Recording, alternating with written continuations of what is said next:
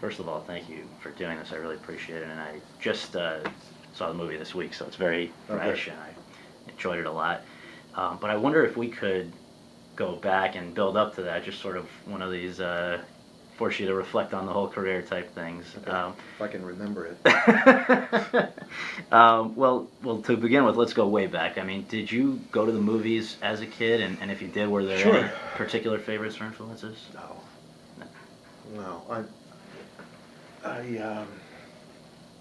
I think the first one I remember going to see was with my dad seeing Bridge on the River Kwai. Mm-hmm. Is that possible? Yeah, I think it was. That's 57. And I was 8 years old, so I must have seen that before then, but I remember that, seeing that with my dad.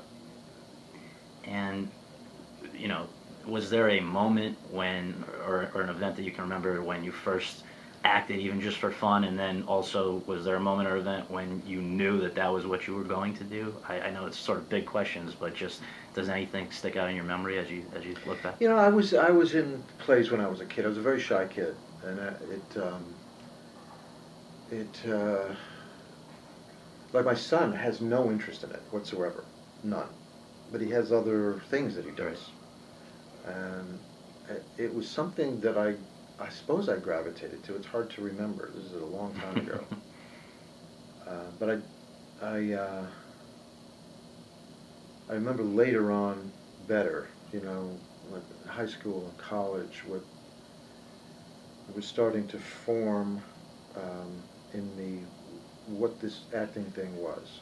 And but it was always connected to other things. It was connected to philosophy and psychology to me, and poetry and literature and other things. It wasn't, I don't think it was ever that sense of, let me up there. Right. It wasn't as simple as that. It wasn't, I didn't want to be the center of attention. I never have. Even, even once it became your career, that was... Never. Really? Never. Well, and I know I've read and watched a lot of your other interviews to prepare for this, and I've seen that a number of times you've made comparisons between two of your other interests, music and gymnastics, with acting. And I guess, maybe those things, I would imagine that those are things that you've only sort of noticed in hindsight, really sort of putting it together. But I wonder if you could talk about that again, because I thought it was so interesting, just the similarities that you pointed out between those, particularly gymnastics, I think, and acting. Yeah, well, gymnastics, since we just saw the Olympics. Yes. There are many, many parallels. A routine on the pommel horse is maybe a minute long, and usually has a high degree of difficulty associated with it. It has to look effortless. And it's in movie terms, it's a 1 minute take, right? There's a certain sense before you approach the apparatus of clearing your head, shaking off whatever nerves there is, preparing for the moment where you engage the apparatus. To me, that's like preparing for an action. 1 minute, 2 minute scene in a movie.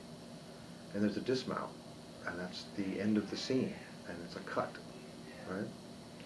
So there's a emotionally and even physically, there's a sense of where you're preparing for this 1 or 2 minutes, which is, about the length of a scene in the movie or a shot.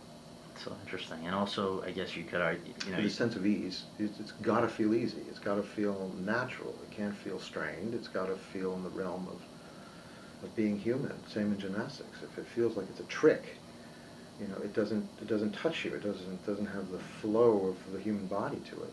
And wouldn't you say there's sort of also a musicality sort of to it when you're doing it? No question.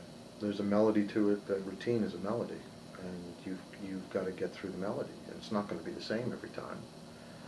There'll be slight changes in the rhythm. There'll be slight changes in the harmonics of it. But the melody, you've got to get through the melody, or it won't make any sense. Interesting. You've got to be within the chord changes. Very interesting. For you, I mean, everybody sort of outside observers look back and say this was the big break, or this was the moment where it changed. For you, do you see one particular project or thing? There were two moments in my life that were probably like that, Yeah. and they were clear, and they were in the beginnings. That had nothing to do with. I mean, I've been doing this a long time, so and ups, downs, sideways. I mean, none of it have I taken all that seriously. But I do remember. I think lives do take on a certain course. I remember when I got the phone call in my dorm room when I was going to the University of Massachusetts that I was asked to be at the Provincetown Playhouse, which was a summer stock repertory theater. I mean, quite wonderful theater and wonderful experience. But I almost now still feel that rush of energy of, oh, my life is going in that direction. That if I want it to, I can follow this out. The universe is taking me there. And the other moment I think clearly was when Terry Malick, after months and months and months of thanks. Just right there, was great. Thanks, George. You're welcome. Months and months of auditions with different readings with different actors, trying to get who are these three actors going to be in this movie, Days of Heaven. Then he called me up and said, let's do it. Let's jump in and do this. I had this rush of, oh, well, that's the direction, and the universe is pulling me that way and offering me these possibilities. And if I want to do it, there's a path open there. It seems to me like you certainly and most people get into acting out of a love of the craft, not sort of a desire for fame or stardom or the things that sometimes come. And in your case, I guess within just a few years after doing Days of Heaven, that was very quickly the case. Probably, correct me if I'm wrong, but I would think between 77 and 82 with Looking for Mr. Goodbar, American Gigolo, and Officer and Gentleman, it must have changed your life entirely. Just even your ability to lead your life in the same way. Oh yeah, sure, of course. Was that a difficult transit? I wonder how you handle it. And when did you know that it was never going to be the same? I don't think it's ever easy for anyone because it's uncharted. And even if there was a chart, you wouldn't know what the chart meant until you went through it anyhow. Right. It was a very peculiar time. I'd done a lot of work in regional theaters and in New York and in London, and then was able to make movies, which I was happy to do. And I came back from shooting Yanks with John Schlesinger, and a really nice movie. John was, of that time, was one of the very best directors around. Really was so good. Came back from shooting that to New York, and I had 3 movies that were playing at the same time in New York. And that was the change. Right. It was just that weight of,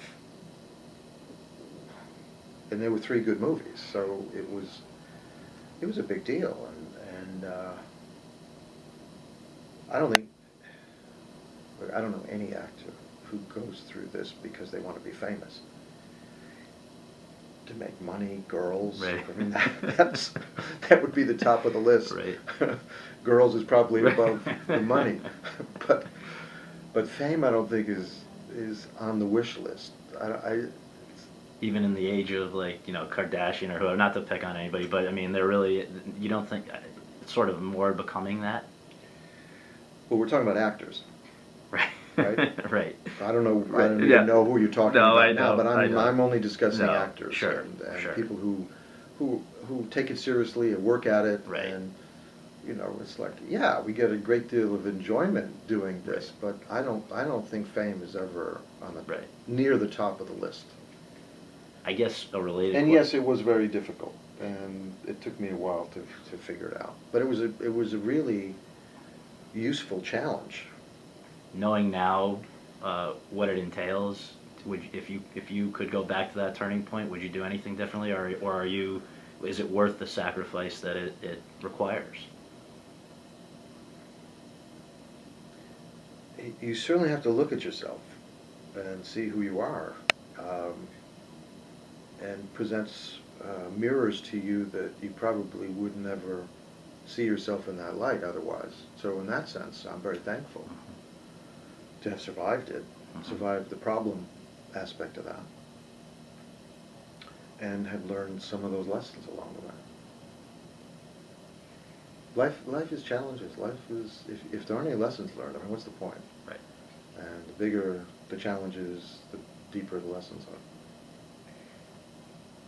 The last thing I just hope I can do before I specifically ask you about Arbitrage is just a couple of other, just your general thoughts about a few of the other roles that people will be associating with you long after all of us are gone, and I guess sort of, you know, near the top of that list has to be Pretty Woman, and I just wonder, you know, for a lot of people of now multiple generations, it's become sort of an iconic movie. Yeah, and yeah. Was it that for you when you were making it? I've read, you know, I know you've spoken very fondly about it in some interviews, and also just that I think I got I the love the movie. You do? I love the movie. Yeah.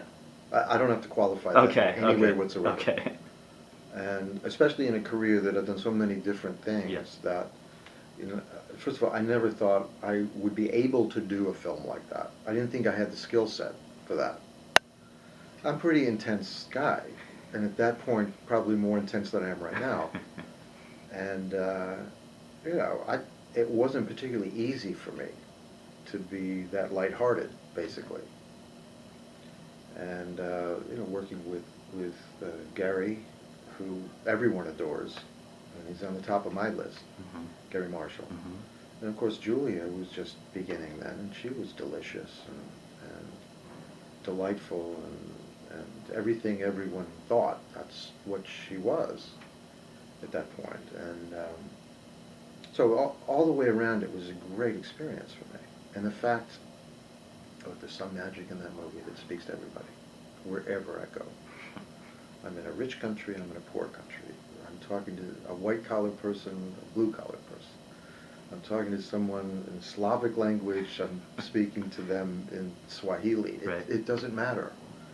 There's something in the center of that movie that speaks to people in a very positive way, moves them in a positive way. They feel better about themselves, better about life and their possibilities. And you sensed that would be the case even while you were making it? No, we didn't know that. No, you can't set out to make that kind of movie. I mean, you try to make a movie that has some value and has a reason to exist, but I don't think anyone had a sense that this would resonate through generations of people. No way. Another that I've heard you describe as the most fun you've ever had making a movie was Chicago. And I just have to, you know, again, I guess that would have required you to go to an area where, I know you started sort of in musical theater, but those were, you know, the tap dancing and stuff, that must have been, you know, a lot of work. Well, I remember reading the script and I thought, well, this is kind of cool. You know, this character, I haven't sung on film before, although I did musicals, and I'm comfortable singing, but I'm not that comfortable singing this kind of Broadway kind of singing. I was in rock bands and blues bands, that's what I did. So this will be an interesting challenge. And the tap dance looked good, and it reminded me a bit of Cotton Club. And I didn't get to tap dance in that one. I said, okay, I'll give this a shot. And I told Rob, I said, look, you know I don't tap dance. He says, I don't know, you learn. I said, I'll give it a shot, you know, I'll try, I'll do my very best. He says, yeah, you'll get it. So there was a sense of confidence about it. I had a great teacher. We worked all the time. When I saw the film, his cut, and I said to him, is that what I did? Because there were some moves that I worked really hard at, but I'd never seen the footage of. I said, that's all you, man. Wow. And it was, obviously, he cut the best of what I did into a routine. But all in all, it just was a production filled with joy and confidence and giving, everything about it. And between that and Shall We Dance, you're a dancer. I'm the dancer. That's it, whether you like it or not. I'm the go-to guy as a dancer. Whoever would have loved that.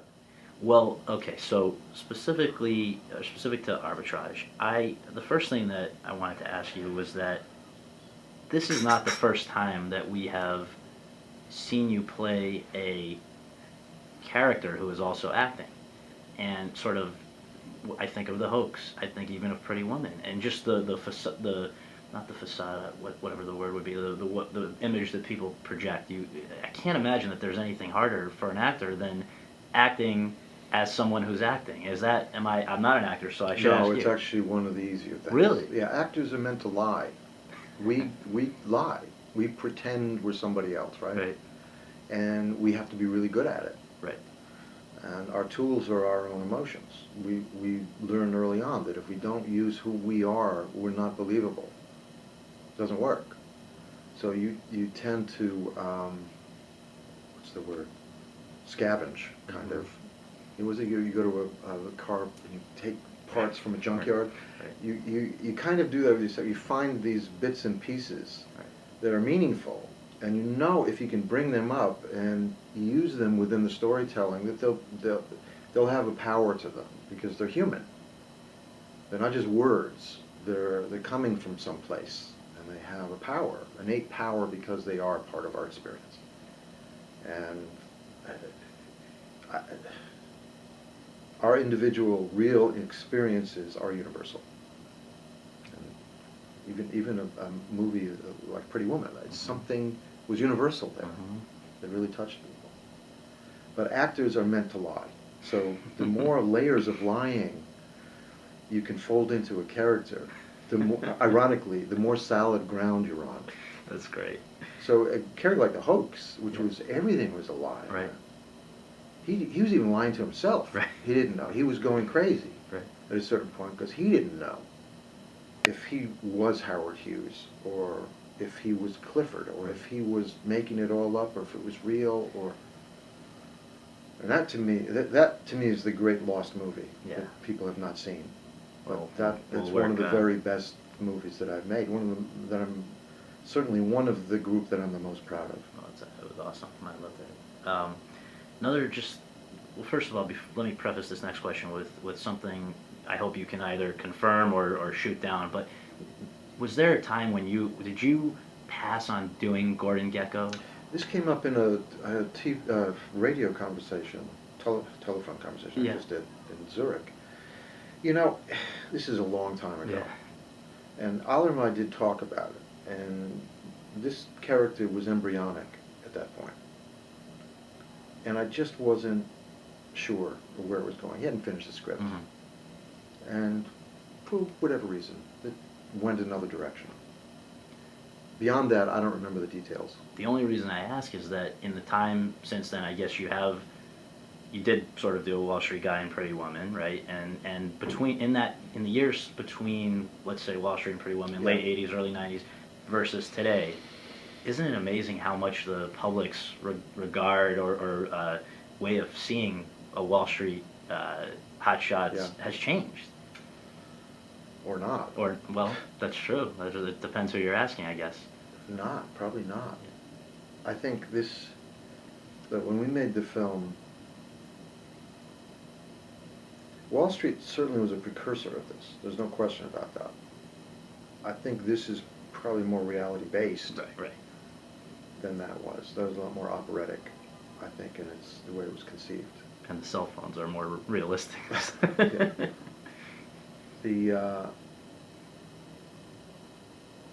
forget where I was going with this. Just maybe the way that things have changed. Oh, when we made the film, it was Madoff. This is what was on everyone's mind. It was Madoff, and it was resonating with that.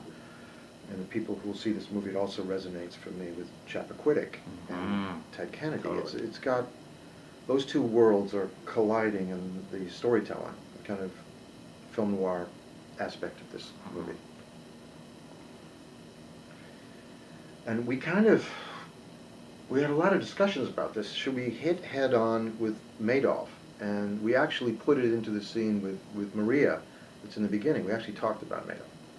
And since have taken it out because a year later, actually there are more interesting characters like Jamie Dimon. Right.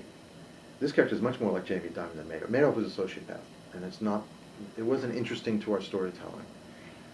I'm much more interested in, and Nick was too, of telling the story of us, of all of us, who are not vigilant about our responsibilities, that make shortcuts with our ethics and morality.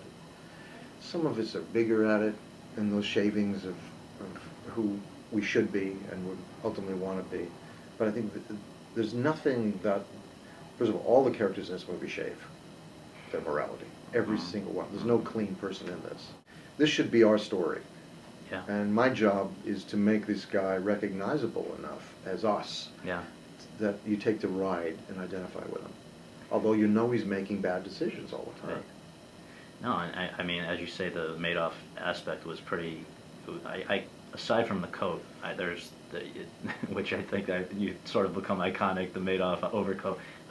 It's clearly you guys have done your own character here. It's not. But I guess my last question, just if I can ask you, is at the end. This is one of those moments where.